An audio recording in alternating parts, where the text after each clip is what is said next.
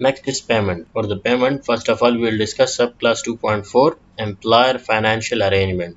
The employee shall submit within 28 days after receiving the request from the contractor reasonable evidence for the financial arrangement has been made and being maintained which enable the employer to pay the contract price in accordance to subclass 14 contract price and payment. So within 28 days, if the contractor requests the engineer the evidence for the financial arrangement regarding the project, he should have to provide within 28 days the evidence that the financial arrangement has been done and the fund has been maintained for the project. Next is 14.2 advance payment. The employee shall make an advance payment interest-free loan for the mobilization when the contractor submit a guarantee. So the advance payment is actually a payment which the employer will issue to the contractor in advance for the mobilization in the project. It will be interest-free, but for this the contractor first have to submit a guarantee equivalent to the payment which the employer will release. The engineer shall issue an interim payment certificate for the first installment after receiving a statement under subclass 14.3 application for the interim payment certificate, and after the employee receive the performance security in accordance to subclass 4.2 performance security and a guarantee in amount equal to the advance payment, the contractor shall ensure that the guarantee is valid and enforceable until the advance payment has been repaid. The advance payment shall be repaid through the percentage deduction in the payment certificate. So for the advance payment, the engineer shall issue a payment certificate for the first installment after receiving a statement. So for the advance payment, as it's written here, first the contractor have to submit a statement for the advance payment under subclass 14.3. What is 14.3? Application for the interim payment certificate.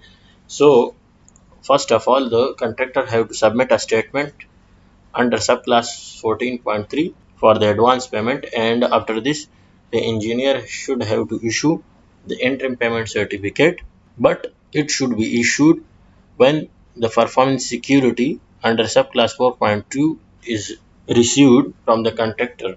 So once the employer receive the performance security from the contractor and a guarantee for the advance payment, he should have to release the advance payment for the mobilization of the project. The contractor shall ensure, as it's written here, the guarantee for the advance payment shall be valid until the full advance payment is repaid to the employer. The advance payment will be repaid as a percentage deduction in payment certificate. So after receiving the advance payment in every month, there will be percentage deduction from the interim payment for the repayment of the advance payment to the employer, and the guarantee should be valid until the full advance payment is repaid to the employer. After this, subclass 4.3 application for the interim payment certificate. The contractor shall submit a statement in 6 copies to the engineer after the end of each month approved by the engineer, showing in detail amount to which the contractor consider himself to be entitled with a supporting document which shall include the report on the progress during this month.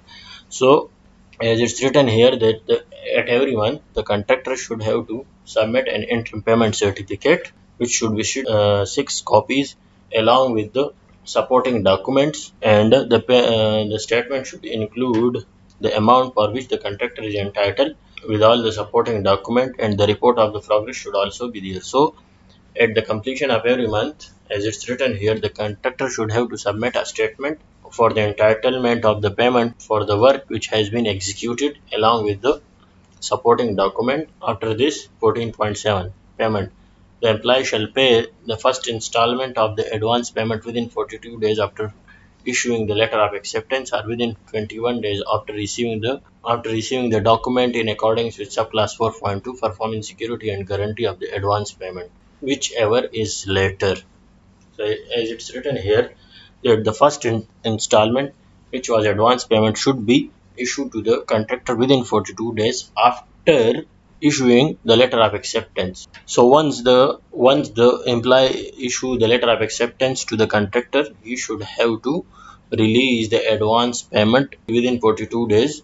He should have to release the advance payment, or he should have to issue the advance payment within 21 days after receiving the performance security and the guarantee of the advance payment, whichever is later will be considered here. So as it's written here, that once the employer issue the letter of acceptance to the contractor, within 42 days he should have to issue the advance payment for the mobilization, or within 21 days after receiving the performance security and guarantee of the advance payment. The amount certified in interim payment certificate within 56 days after the engineer receives the statement and the supporting document. And he should have to release the amount certified in the payment certificate within 56 days after the engineer receives the statement and supporting document. So once the engineer receives the statement from the contractor with supporting document, which we discussed before, that it should include all the supporting document and the progress data for which the contractor consider himself to be entitled. Within 56 days, the employer should have to release the interim payment. And same is for the final payment also. Within 56 days after engineer receive the statement and supporting document, the final payment should be issued to the contractor. After this, 14.9, payment of retention money. When the taking over certificate has been issued for the work, the first half of the retention money should be certified by the engineer for the payment to the contractor. So once the taking over certificate for the complete project is issued to the contractor, the retention money, which is usually in the contracts, we are keeping 10%. The first half of the retention money should be released to the contractor. If the taking over certificate is issued for a section of the work, a proportion of retention money shall be certified. But if the taking over certificate is issued for a part of work, then the proportion of such retention money shall be certified. The proportion shall be 2.5 2 divided by 5 multiplied by the estimated contract value of the section divided by the estimated final contract price. So this proportion can be issued to the contractor if the TOC is issued for the section of the work. The proportion is 2 by 5 multiplied by estimated contract value for this section divided by the total contract price. After expiry date of the defect notice period, the outstanding balance of the retention money shall be certified by the engineer for the payment to the contractor. So, as it's written here, that once the TOC is issued to the contractor, the first half of the retention money should be certified by the engineer for the payment of the contractor, and the second half will be paid after the expiry of the defect notice period. But if the TOC is issued for a section, then the proportion, which is equal to 2 by 5 of the estimated contract value of the section divided by the estimated final contract price, should be issued at the time of TOC, and the remaining part will be issued after the expiry of the TOC. If the TOC was issued for a section, a proportion of second half of retention money should be certified and paid after the expiry of the defect notice period of the section. The proportion shall be 2 by 5 into estimated contract value of the section divided by estimated final contract price. So it's written here that if the TOC was issued for a section of the project, then the retention money, the second half of the retention money will be 2 divided by 5 multiplied by the estimated contract value of the section divided by the estimated final contract price. So as we discussed here, that for the section at the time of TOC, the proportion was 2 divided by 5 into estimated contract value of the section divided by total contract price. Same proportion will be issued at the time of completion of defect notice period.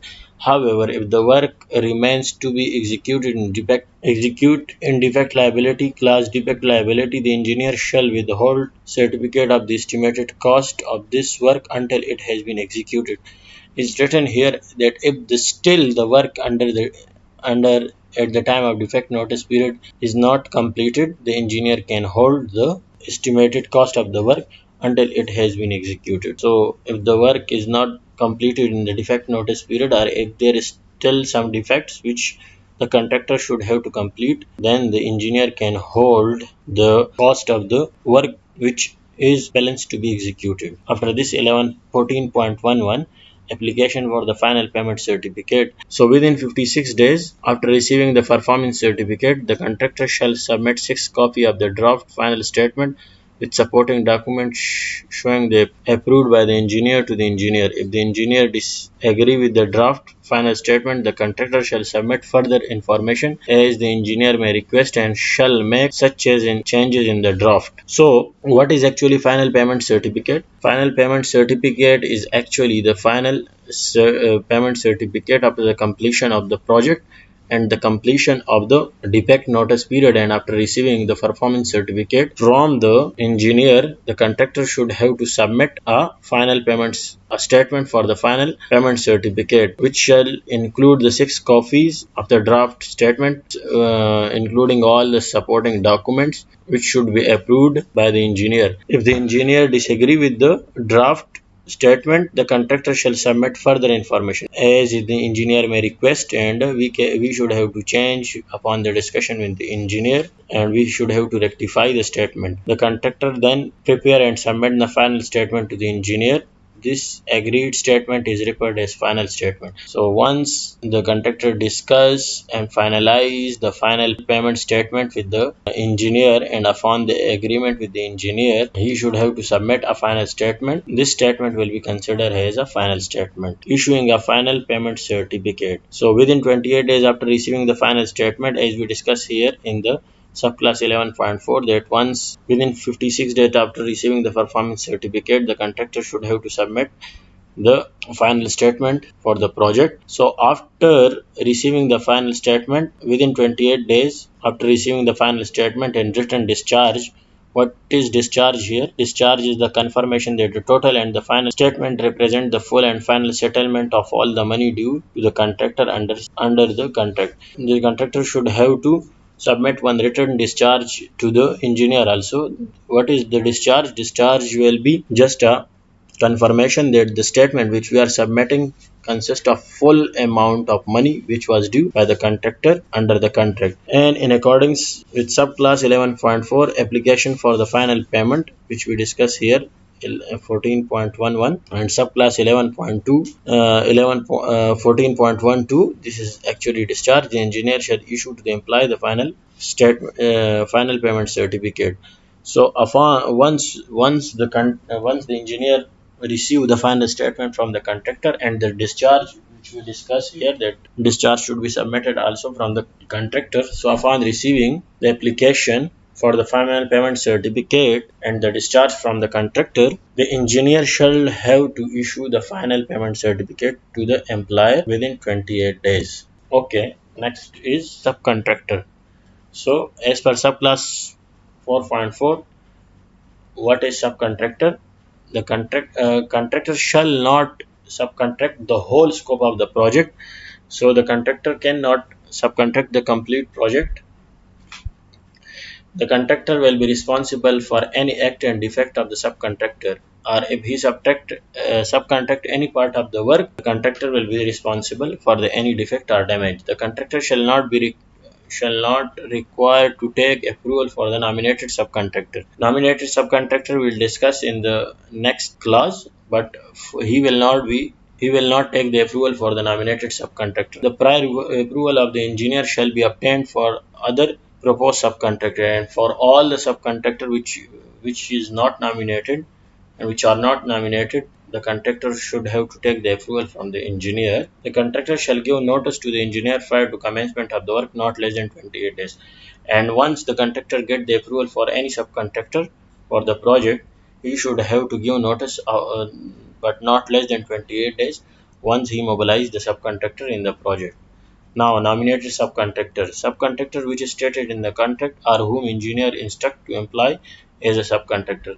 So, nominated subcontractor is the subcontractor which is already instructed by the employer or which is the part of the contract. So, all the contractors which are instructed from the employer or which is already the part of the contract, which is including in the contract, will be considered as a nominated subcontractor. 5.3, payment to the nominated subcontractor. The contractor shall pay the amount which the engineer certified to be due in accordance with the subcontract. So the payment for the nominated subcontractor shall be paid by the contractor. This amount plus other charges which include the charges of the plant, material or other services to be purchased by the contractor for a nominated subcontractor shall include in the contract price. So, the payment for the nominated subcontractor will be also the responsibility of the contractor, but this payment will be included in the contract price. Okay, that's it for today. So, as we complete the important clauses of the condition of the contract, in the next lesson, maybe we will summarize once again all the important clauses from the condition of contract. So, if you like the video, please follow and subscribe my YouTube channel, Business Innovation. Thanks for watching.